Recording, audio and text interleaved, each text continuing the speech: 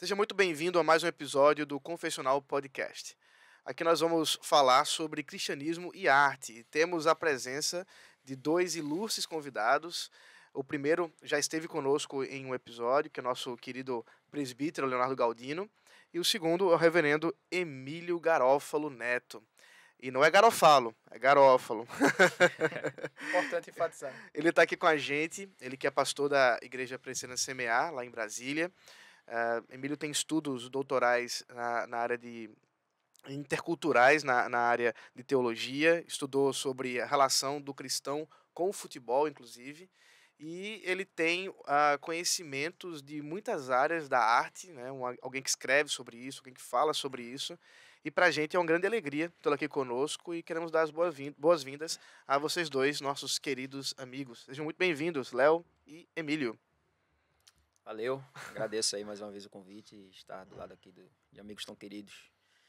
Para mim é sempre uma satisfação. Para mim também agradeço a oportunidade. Bom estar aqui com vocês em Recife e grato a Deus pela oportunidade da gente conversar sobre temas importantes. Excelente, excelente.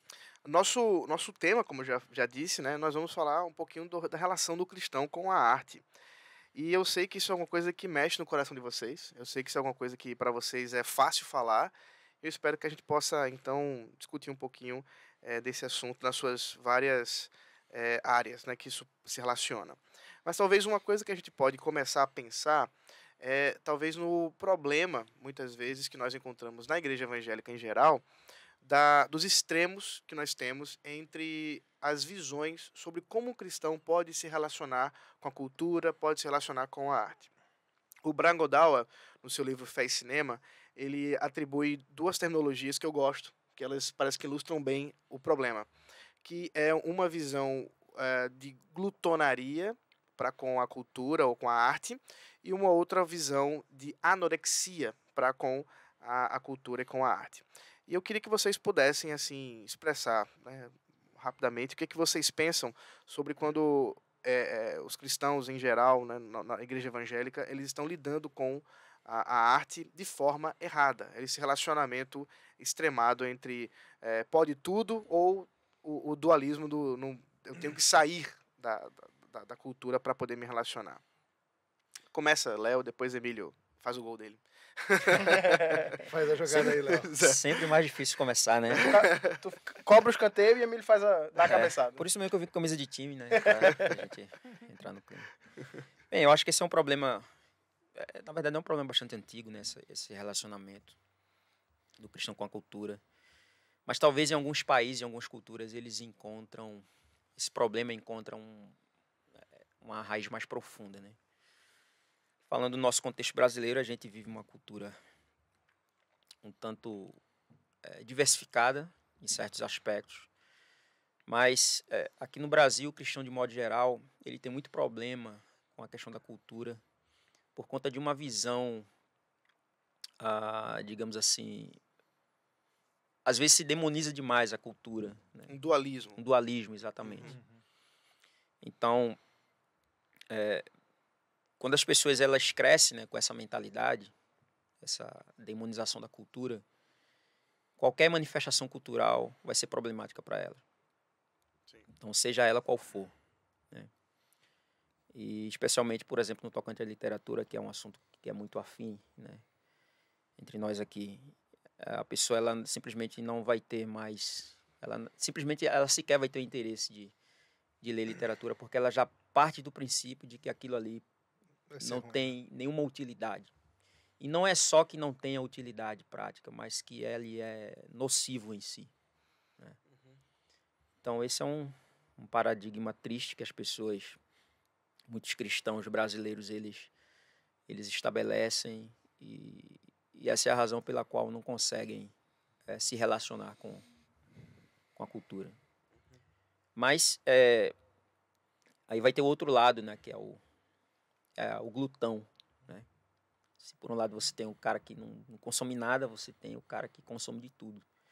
Eu diria assim, de maneira simples e objetiva, que cristãos que possuem, né, um sólido conhecimento doutrinário, né, uma visão ampla de cosmovisão, do relacionamento da fé cristã com outras áreas do conhecimento, são pessoas que vão tender a ter uma visão mais equilibrada sobre esse assunto.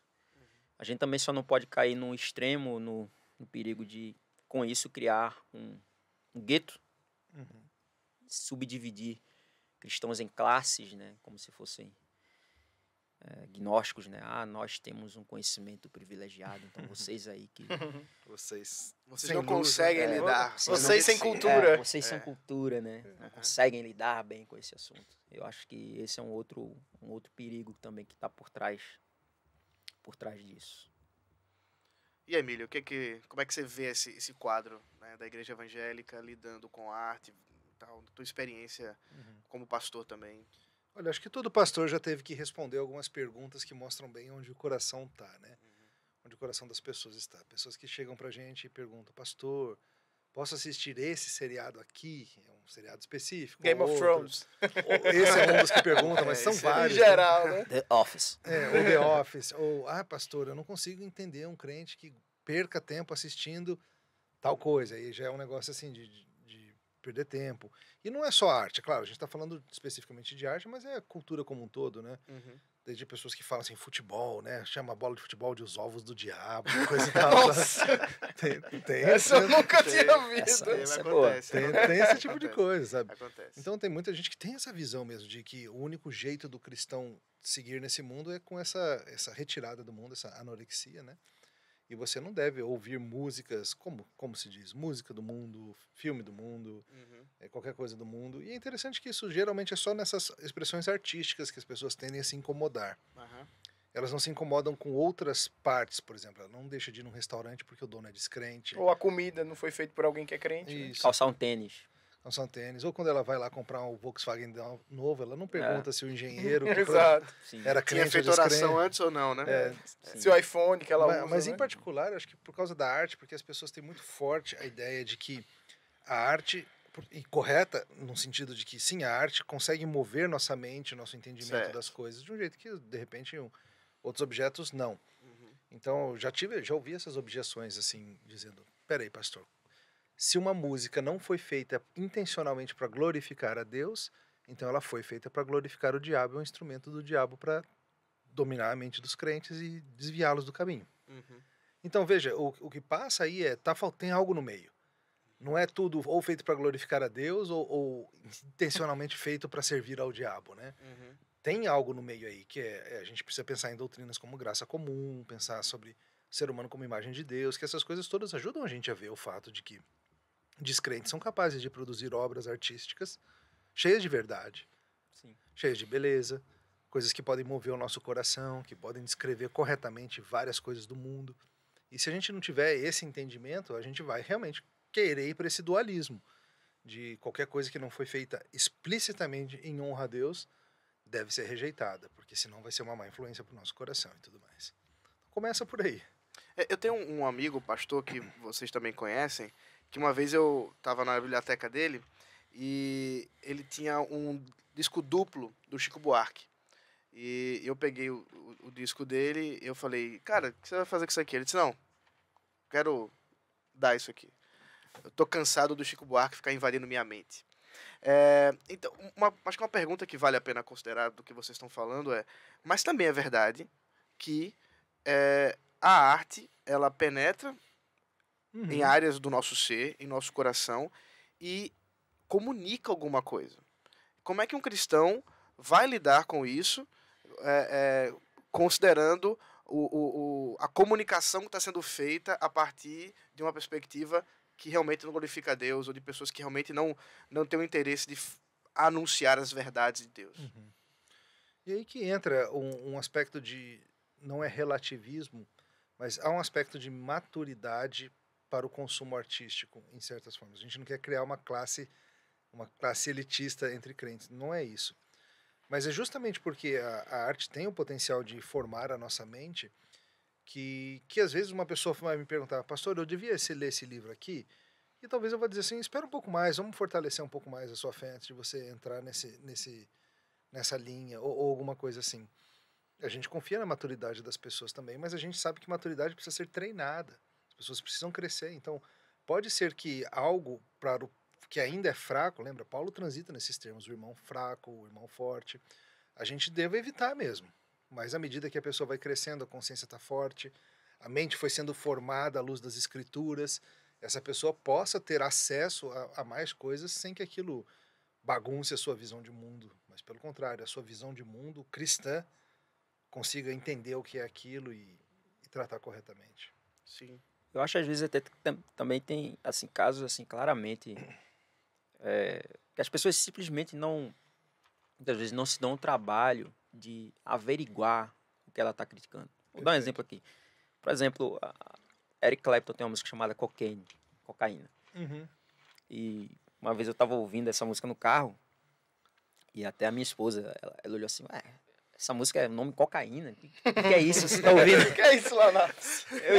Eu disse curiosamente, porque o refrão ela é bem assim, fixa muito na mente, né? Cocaine. She don't lie. E aí, tipo, o cara tá falando contra a droga. Tipo, ele não tá fazendo uma apologia, né? Qualquer um que escute, né, ouça, leia a letra com atenção, vai ver que ele não tá fazendo uma apologia. Uhum.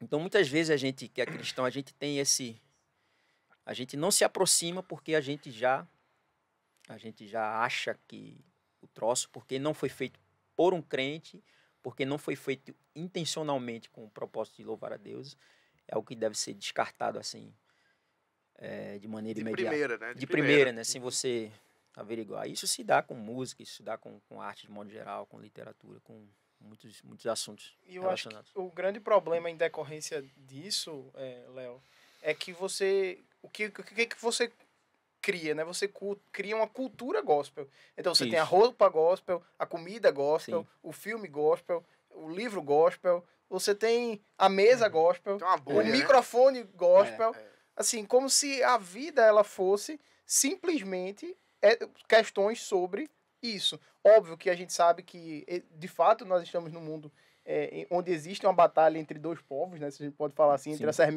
semente da serpente e a semente da mulher.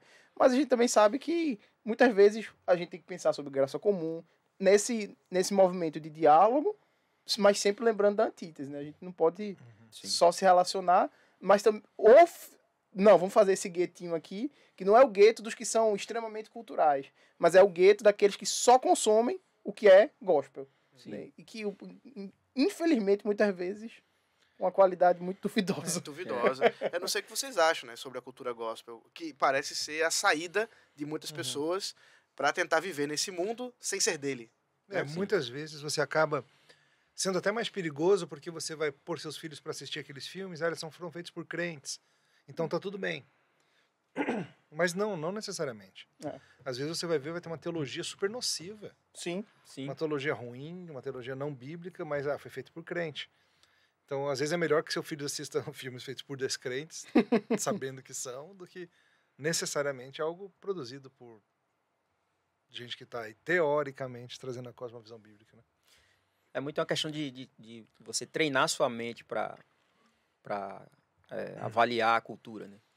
Por exemplo, pouco antes de sair de casa, eu estava vendo lá Família Dinossauro. Quem lembra que filme? Eu lembro, Família Dinossauro. É muito politicamente incorreto, assim. Não é da minha época, não. Muitas falas do filme. E tem lá um vilão, né, que é o seu Hitchfield, que é o chefão do Dino. E ele lá falando contra a família, porque Dino queria um aumento, porque a família estava crescendo. E aí o seu Hitchfield diz, qual é o seu problema, Dino? Você quer um aumento? Você tem que diminuir sua família. E aí... Como é que diminui a família, né? Minha esposa estava lá dentro, ela não viu o contexto, ela... Amor, que desenho é esse aí? Essa fala? Eu digo, não, quem tá falando isso é o vilão.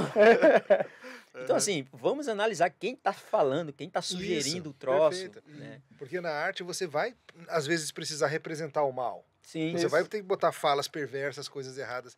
E já aconteceu de alguém citar algo que eu digo no meu livro que era errado, entende? Sim. E falando assim, olha que frase linda. Assim, não, você é do outro lado. tá errado isso aí, cara.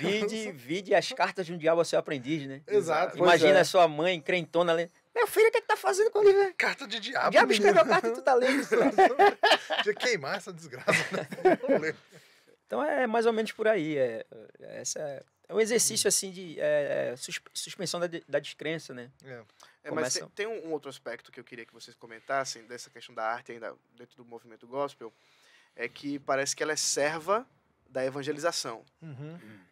Então você vai ver a produção artística gospel, especialmente quando se fala em filme e teatro, que tem essa questão, né, da interpretação, como vocês estão falando, e a proposta basicamente é evangelização. O que vocês pensam a esse respeito? Fala a verdade, não. Você quer que a gente comente sobre o filme Deus está Deus morto? não está... Aliás, Deus não está morto. Eu tava pensando aqui, juro.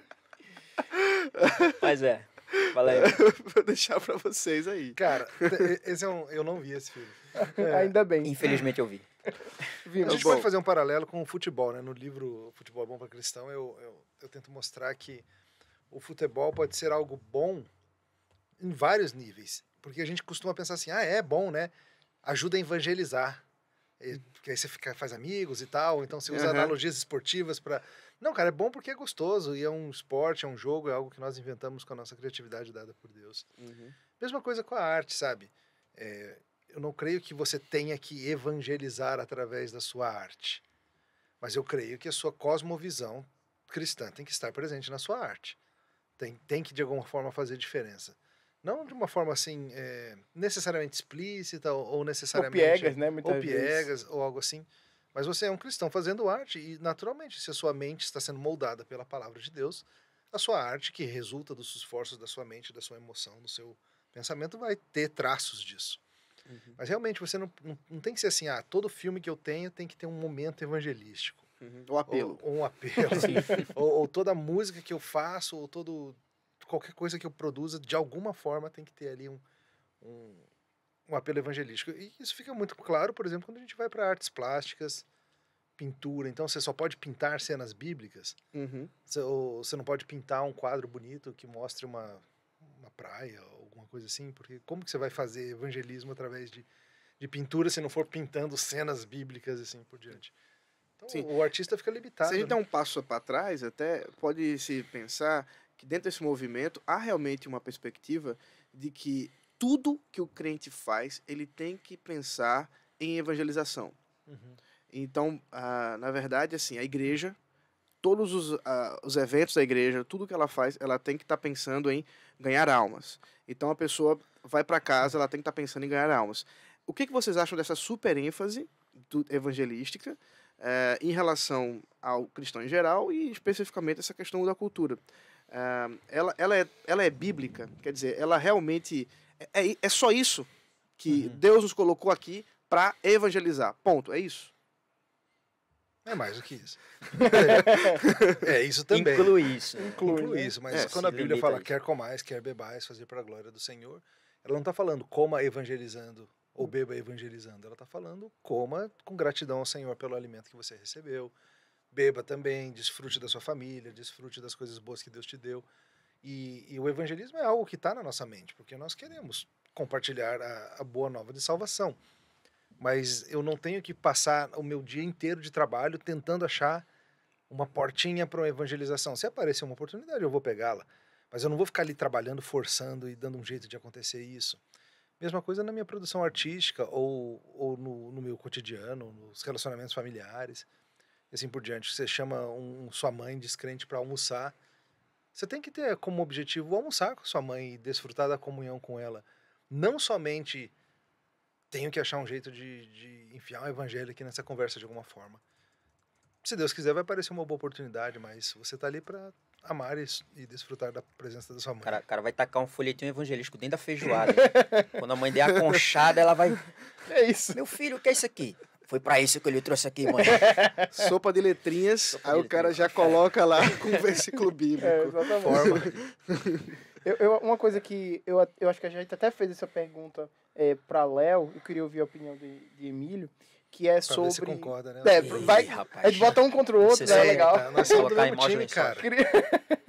Que é quanto a gente tava falando de filmes e séries e livros de fantasia. E me veio um caso à mente, Léo, eu juro que na hora, eu só lembrei de tu. Eu tava, enfim, conversando com as pessoas e eu disse assim, cara, a gente tava falando sobre Harry Potter. Eu disse assim, você precisa pensar que em algum aspecto Harry Potter representa Jesus, assim, lembra Jesus de algum jeito. E a pessoa quase deu em mim. Ela literalmente quase levantou da mesa e deu na minha cara. Você disse assim, ó, peraí, o que é Harry Potter? Ele nasce, morre, ressuscita, morre pelos seus amigos, blá, blá, blá. Não, mas é bruxaria. Mas ele é um bruxo. Como é que você pode dizer isso? Mas ele é um bruxo. Sim, mas ele é um bruxo do bem. E eu me lembro que você comentou isso, né? É a boa magia. É a boa magia. Mas eu queria que você falasse um pouco sobre isso, Emília, até porque você escreve, né, livros de ficção. E como é que você enxerga essa questão da bruxaria, da magia, enfim, na arte, sobre como isso pode ser um impeditivo, principalmente para algumas pessoas que têm esse tipo de problema? Eu penso como o Léo. Isso muito me honra. Escuta o podcast do Léo. Só escutar o do Léo. Mas eu creio que sim, veja, a gente tem que lembrar, obviamente, a bruxaria do mundo real é algo que a Bíblia proíbe a gente. Tem várias passagens falando disso. Mas a Bíblia não proíbe que a gente leia histórias sobre bruxos, nem que a gente escreva histórias sobre bruxos. Sim. Porque, veja, no caso do Harry Potter ou de outros tantos que tem magos, como Gandalf, o Senhor dos Anéis e tantos outros, você, no final das contas, está botando poderes do bem contra poderes do mal. Sim. E está muito claro que o mal existe, sabe? Eu lembro de conversar com o Tarcísio Carvalho, sim, um dos pastores lá da igreja e bom escritor também. E um dia a gente estava falando assim de filme e ele falou assim, cara, eu gosto do gênero de terror. Aí eu falei assim, cara, eu não gosto. Ele falou, não, o que eu gosto no gênero do terror é que é um dos únicos gêneros que ainda insiste que existe o mal. É verdade. Porque vários outros gêneros está misturado o mal e o bem, os malvados, no final das contas, são bons e tal. E muitos crentes, em particular com filme de terror, tem muita resistência, né? Porque tem monstros, sei lá, Ronaldo espíritos gosta muito. e tal. Ronaldo gosta muito. E assim, o Tarcísio falou algo muito verdadeiro. Falou, é um gênero que não se esqueceu de que existem coisas que são objetivamente más, perversas, que devem ser combatidas e evitadas. E uma história que nem o Harry Potter traz isso também. Sim. Tem gente ali claramente mal, que deve ser vencido, que deve ser destruído. E existem poderes do bem. Um mundo fictício lá funciona assim. Uma das coisas que eu lembro que o Léo falou no nosso último podcast é a questão de considerar na arte a magia talvez uma associação com o sobrenatural. Sim. Talvez uma dificuldade que as pessoas tenham é que nós temos uma tendência a naturalizar tanto as coisas que quando nós lemos, a gente quer as coisas duras, secas, a realidade nua e crua. Essa é a parte que cabe do teu latifúndio, né? Mas isso, o fato é que o mundo, ele não é só dessa realidade que nós vemos, mas existe o sobrenatural. E a arte, quando ela coloca a magia e todas essas questões, ela está considerando um mundo além. Que o mundo é mais do que matéria, né? Exato. E isso é um exercício. Tem uma frase do Gilberto Freire no livro Assombrações do Recife Velho, onde ele conta vários causos, né, várias lendas urbanas e tal. Ele começa assim na introdução, ele diz uma frase interessante que até hoje eu tenho comigo. Ele diz algo mais ou menos assim: triste de uma cidade cuja história se resume somente à sua história natural. Ah, que legal. Legal. Quer dizer, se não há elementos sobrenaturais, místicos. A gente pode dizer sobre tudo, né? Sobre tudo. No fundo é isso. É um mundo reduzido a talvez matéria. Nós, os cristãos, tenham topado a redução do modernismo, né? De que reduziu tudo à matéria e qualquer coisa que seja meio mágico, meio sobrenatural, não tem lugar no nosso mundo tão evoluído. Sim. De forma mais propositiva, como é que vocês poderiam, então, ajudar os nossos ouvintes a pensar agora em como eles podem se relacionar? Ok, eles não devem ser dualistas, eles não devem dividir a realidade, as coisas, em aquilo que é de crente e aquilo que não é de crente, né? Tudo bem, o dualismo não pega. Eles também não devem se apropriar da arte sem filtro, mas a pergunta com certeza tá bom, então qual é o filtro? Perfeito. E o filtro no final das contas, o encharcar-se da palavra de Deus e moldar a sua mente nos termos de Romanos 12. Você vai, ao invés de se moldar a forma desse mundo pensar, você se molda a escritura. Como que você faz isso? Meios de graça, o normal, mas você pode especificamente, já que a gente está falando de dieta, né? Buscar uma dieta. Tem muito material bom sobre pensar biblicamente acerca de cultura, sobre entender graça comum, sobre entender esses aspectos todos. Hoje tem em português muito material sobre o assunto, né? Indica uma aí, meu. Tem um que tá na promessa que é seu. Tem da Na promessa. sua promessa, que eu escuto faz tempo que você vai lançar isso. É porque tem um curso que eu faço no Jumper, né, sobre esse assunto. E um dia essa apostila pode virar livro. Aleluia. Se Aleluia. Deus quiser. Estaremos aguardando. Quando ele diz que um dia pode virar, porque vai virar. Exatamente. As editoras já estão assim, eita. Lançar livro de Emílio.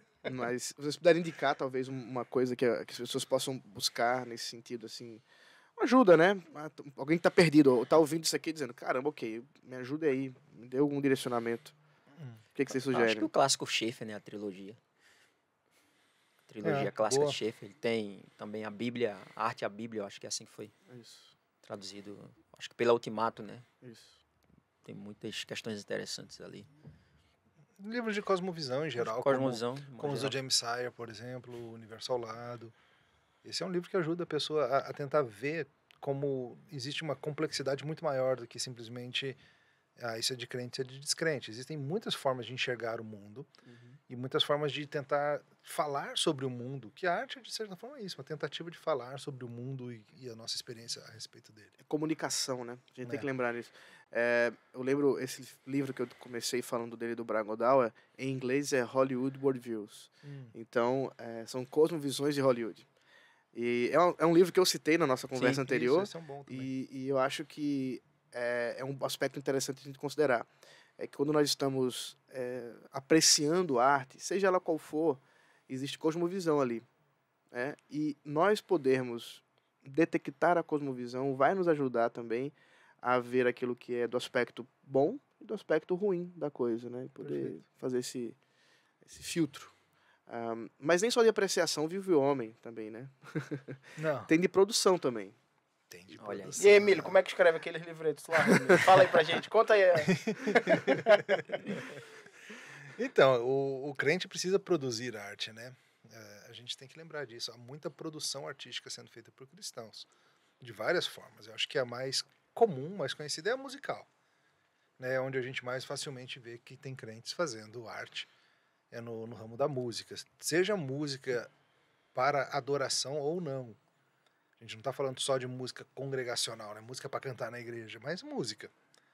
Você Música em vê, geral. hoje, por exemplo, um dos guitarristas mais conceituados hoje é brasileiro e crente, Matheus Assato. Sim. E palmeirense. Que é mais forte. É o combo Galdino completo. Crente brasileiro palmeirense. Só não sei se é reformado, né? É. Mas em termos de produção, eu sei que seu irmão também é cineasta, né, Emílio? Sim. E ele já produziu alguma coisa nessa área também. E talvez você tenha produzido coisas na área da literatura, né? A gente já brincou aqui bastante, mas é bom lembrar que esse ano que nós estamos aqui, 2021, não sei que ano que você está assistindo a gente, mas esse ano que nós estamos aqui, 2021, é o ano que foi escolhido por Emílio para publicar, mês a mês, um novo livro de literatura. Perfeito. E nós temos, então, cristãos produzindo isso, você é um exemplo. Mas na área de cinema, como é que tá a situação, hein? Cara, eu acho que tem muita gente fazendo, só não é coisa que chega nos cinemas, sabe? Eu acho que do mesmo jeito que muita coisa é pulverizada, por exemplo, por meio de e-books e publicações independentes, e às vezes não é algo que você vai encontrar na livraria, mas existe coisa boa sendo feita. Imagino também que tem muitos filmes feitos por cineastas cristãos que são muito bons. Só que você não vai encontrar ali no Cinemark da sua cidade. Você vai ter que tentar descobrir canais para isso e assim por diante. Filmes curtos, de orçamento mais baixo. Não orçamentos hollywoodianos, né?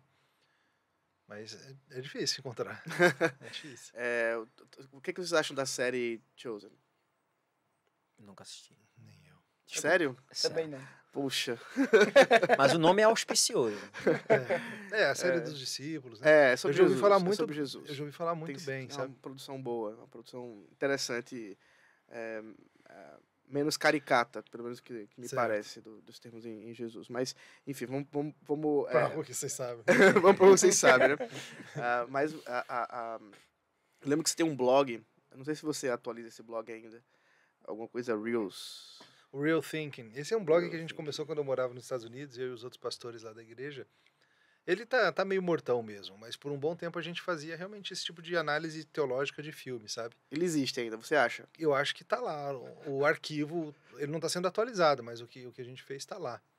Sabe? Em inglês, a gente ia conversando sobre filmes e tentando entender um pouco da cosmovisão. Roteiro, né? Então. Roteiro e tal, era bem legal.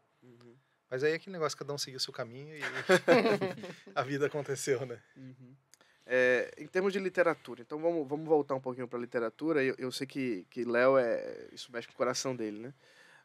Léo, o que você pode nos dizer sobre produção artística cristã de bom tom na literatura?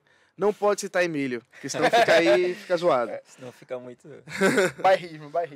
Precisa o quê? De citar autores? Léo é o único que leu todos os meus livros até agora. Isso é inevitável, né? Não sei se vocês sabem, mas Léo é meu revisor, editor, apoiador e pitacoador oficial. Pitacador. Oficial. E ele dá umas ideias de vez em quando, né? Dá, muito mais do que de vez em quando. Sempre Às vezes até demais, né? E Léo tem ajudado. Aí só falta um livro para ser escrito e tá sendo gostoso. São 14 livros no total, né? É mais do que um ano. Tem um 13º e 14º, então. Tem um salário bom aí. São 2 bônus aí que o Emílio vai... Então fala um pouco, talvez, sobre essa série. Você como leitor do Emílio. E como revisor também. E revisor. Esse processo todo. Eu acho que isso poderia ser interessante. Tem sido uma experiência muito boa de revisar esses livros do Emílio. Eu sou suspeito para falar, né, do Emílio, um grande amigo, um cara cujos textos já me emocionam desde muito tempo. E quando ele me convidou para revisar essas histórias dele, na verdade, eu acho que no final do ano passado ele me falou da intenção de iniciar esse projeto. E quando ele me falou, na verdade, ele já tinha umas 3 ou 4 histórias meio que engatilhadas ali. Eu topei na hora. E é uma experiência interessante, porque na medida em que você vai lendo, você vai desfrutando do texto, você vai comentando, você vai se envolvendo com a coisa, né? E algumas histórias são bastante surpreendentes. Onde é que Emílio tirou essa ideia? Algumas coisas a gente sabe o contexto, mas outras nem tanto. Mas tem sido legal ver assim a maneira como tem sido colocada em prática essa questão de você aplicar uma cosmovisão cristã a uma história. E algo que o Emílio falou aqui no início, que eu acho que precisa ser enfatizado, é que as histórias elas devem bastar por si mesmas. Ou seja, você deve procurar ler a história porque ela é uma história boa. Né? Porque você gosta de ler uma história, você gosta de contar uma história. Eu gosto até de naquele livro lá do Mark Twain, As Aventuras de Huckleberry Finn, ele diz logo assim no prefácio, aliás, tem uma advertência ao leitor. Né? Qualquer um que procurar uma moral dessa história será fuzilado. Não é ficar procurando moral. Você ficar procurando moralzinha e tal. É óbvio que em algum momento vai aparecer, né, algum ensinamento moral, mas não deve ser esse o objetivo, né, primário. Não deve estar caçando isso no livro, né? Até porque tem algumas histórias, o Emílio mesmo, ele confessa que algumas histórias são bastante explícitas, assim, a questão, né, das referências cristãs, outras não, outras você vai ficar procurando, como, por exemplo, a própria história, Amor de Aeroporto, não, como é? Amor de Aeroporto é o subtítulo. O Peso das Coisas. O Peso das Coisas, por exemplo. Que é uma história de boy meets girl. Um Garoto conhece garoto que conhece um uma romance. garota, um romance. E os dois são descrentes. Os dois são descrentes. E aí você fica procurando... Poxa, mas cadê o cristianismo aqui? Cadê a evangelização aqui, cadê a né? evangelização? Ela tá lá. Existe o elemento cristão. Existem deixas que Emílio colocou, mas que não são assim explícitas, sabe?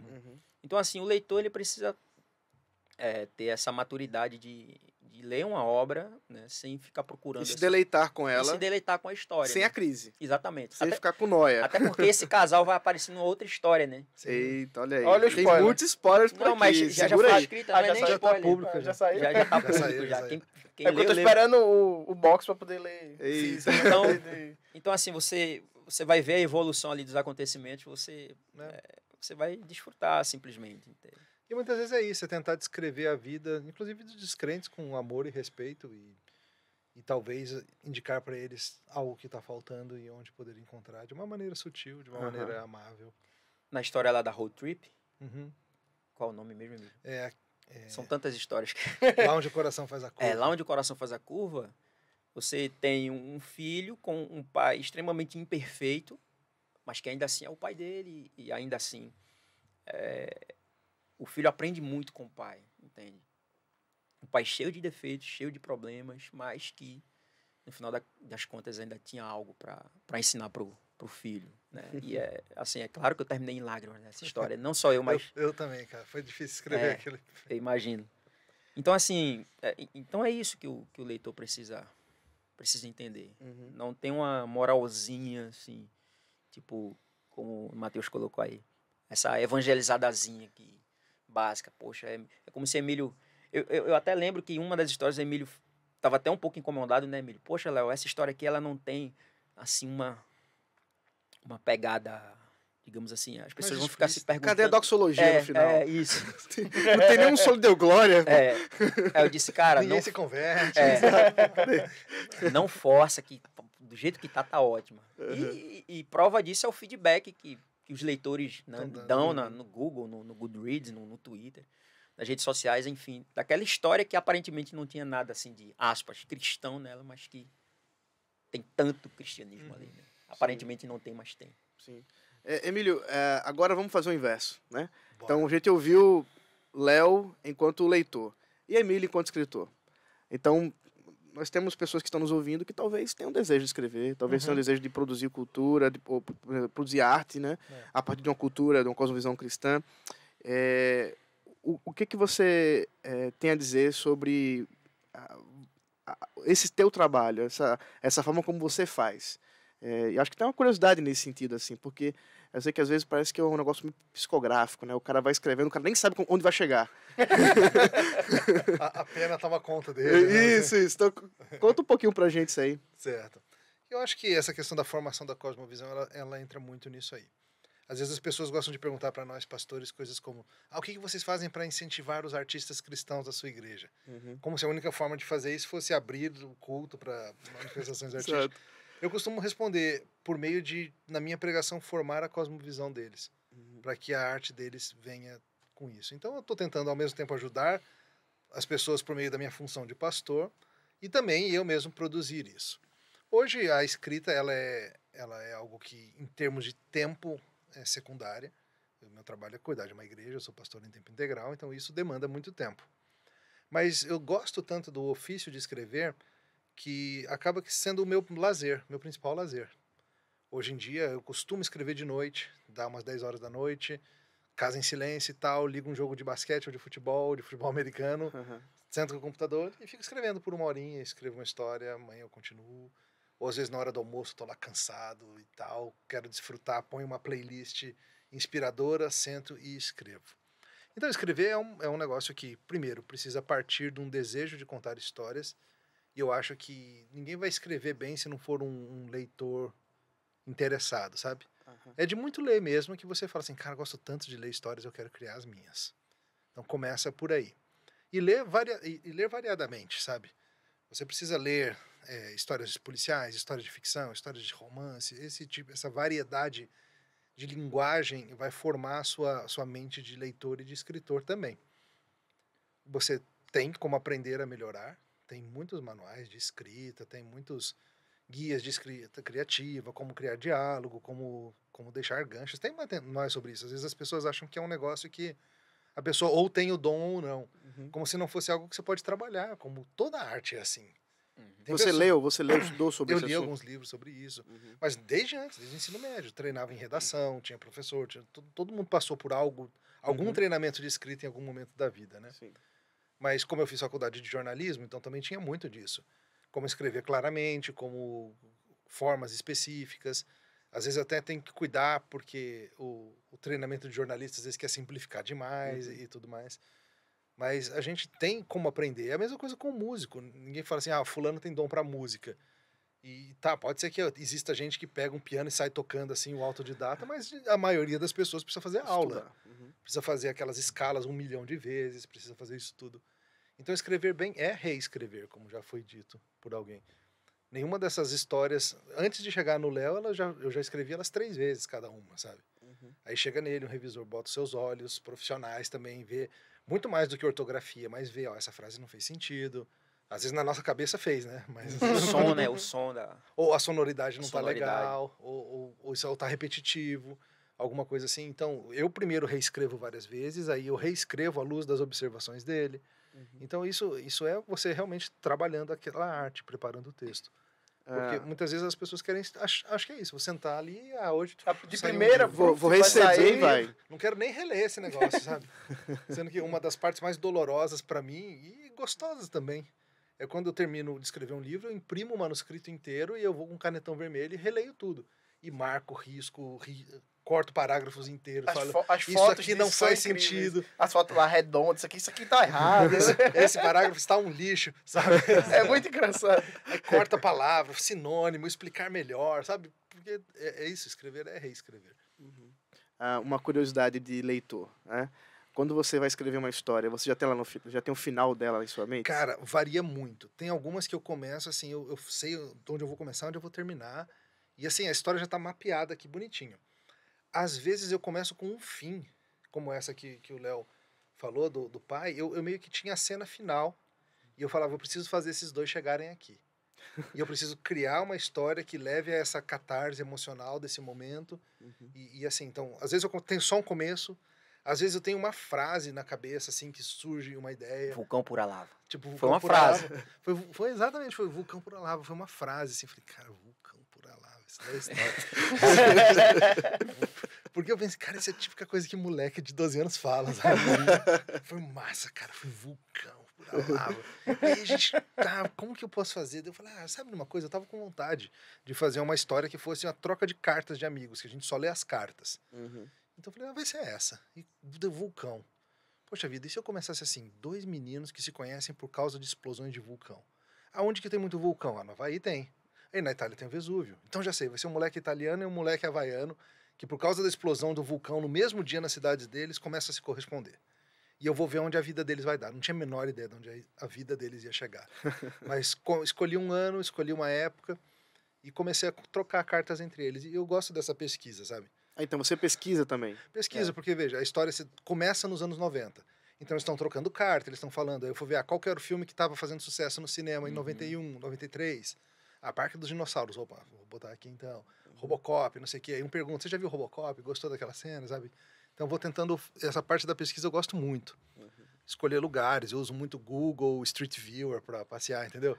Então, se eu tô, sei lá, uma cena que se passa em Ubatuba, eu vou passear no Google Street View pelo centrinho de Ubatuba, olhar, ver se algo chama a minha atenção. E vai desenvolvendo. Vou desenvolvendo, escolho um café, às vezes escolho um restaurante, porque tentar trazer uma verossimilidade legal. Se bem que se tratando de Emílio, é bem provável que esses lugares que ele cita, ele já visitou, né? É verdade. Alguns sim, mas muitos não, muitos não. Você já foi pra Ubatuba, Emílio? Eu já fui pra Ubatuba. Havaí. Havaí, eu já fui pra Havaí. Olha aí. Começar a citar aqui, ele vai dizer, já fui também. E pro show de Guns N' Roses. Olha, essa história aí do Então Se Verão talvez tenha mais autobiografia do que as outras. Olha aí. Ei. Agora tem uma parte não, que é Léo total. Essa parte aí, isso aqui, a gente corre o risco de não ficar, de ficar muito mal na fita, né? Que perigo, meu Deus.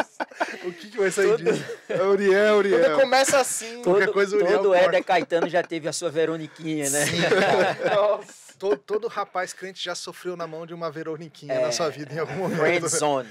Totalmente. Eita, quando ele tinha 13 anos, 14 anos, era apaixonado por aquela menina e a bichinha maltratava ele. Todo crente já passou isso. Eu te amo, Éder. Eu também. Como amigo. Coitado do Éder. Você promete ser meu amigo pra sempre.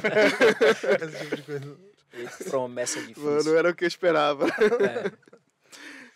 Mas tem uma coisa também sobre essa questão de saber onde vai dar a história, que é, às vezes, o personagem vai te levando pra lá, né, Emílio? Tem, cara, você, tem como isso, sim. autor, você é levado pelo personagem. Porque é uma coisa curiosa. quando você constrói o personagem, ele toma uma certa vida própria. Então você vê assim, cara, esse personagem nunca faria isso. Qual que é a única coisa que ele faria nesse momento da conversa? Seria esse rumo. Então, para manter a consistência interna, você é levado, né? Para você.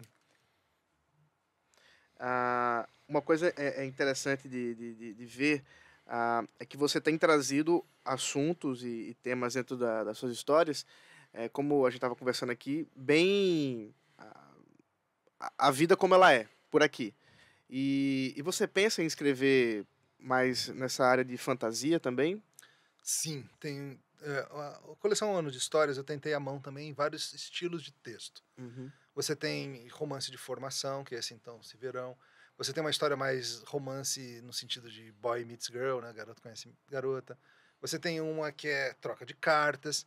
Tem uma que é mais puxada para ficção científica. E tem uma que é que vai sair, a próxima, que é mais fantasia. Que essa só o Léo leu. Leva seus privilégios. Essa é boa. Essa se chama Aquilo que Paira no Ar, que é a próxima. Deve sair em outubro. Aí. Tem magia? Tem magia, tem coisas estranhas acontecem. Tem aquilo que paira no ar. Aquilo que paira no ar. E terror? Será que vem terror por aí também? Cara, eu comecei uma de terror, velho. Opa! Não vai entrar num Ano de Histórias. Quem sabe numa futura coleção saia. Mas eu comecei uma de terror. Quem sabe no mais um ano de história. Segundo ano de história, terceiro, Eu preciso me versar melhor na literatura de horror, assim, para poder escrever, sabe? Porque cada gênero tem um pouco das suas seu mundo próprio, né? do seu jeito de contar, sabe? Sim. Tem que ter loira. Não sei se te ajuda. Tem uma loira em risco. Exatamente. Tem que ter uma cozinha estranha, escura. Faz parte desse processo. Uma das coisas que eu gosto muito dos filmes de terror é que talvez eles não só tem essa questão do mal, né, como uma forma mais clara, mas talvez aí que, em geral, as pessoas que são de caráter duvidoso, elas morrem. Elas têm o que merecem, né? Então, elas têm o que merecem. Elas têm o que merecem. Então, meio que você é realizado naquele momento. Você termina se realizando um pouco ali. Cada gênero tem uma espécie de uma gramática própria, né? De coisas que se espera, assim. Sim. Só que não morre é Jason. Jason é terrível. Pois, então você precisa ver a luta do Jason com o Fred Krueger. Ah, sim, eu já vi esse. Então, é sensacional. Jason é como a frase lá da Sandy Júnior, né? O que é imortal não morre no final. Essa gênio. É vero. Gênio. Nunca ninguém tinha juntado Sandy Júnior e Jason. Olha aí. Sempre tem que ter o primeiro, né? Pela primeira vez na internet brasileira. Ninguém esperava por essa. Esse foi um plot twist Exatamente. do confessional aqui. Exatamente. Chegou no ápice, Esse né? Agora tá... Vale como corte, Uriel. Segura Exato, isso aí. Justo. Gente, estamos caminhando para o final da nossa conversa. Eu gostei muito. Eu gostei muito de conversar com vocês sobre isso. E eu queria conversar mais, mas a gente precisa parar, a gente precisa terminar. E o que a gente deixa aí para quem nos ouve, né, é que a arte é boa para cristão também, não é isso? Sim, certamente. Deve ser boa para cristão. Fazer e consumir arte é bom para cristão, com certeza. Que bênção, que bênção. Que Deus abençoe vocês. E você que nos ouviu até agora, nós pedimos que você curta, compartilhe, manda para os seus amigos. Se você não gostou, manda para os seus inimigos. Mas... Manda para alguém. Se inscreve no canal, ativa o sininho. Se inscreve no canal, ativa o sininho. E até o próximo episódio.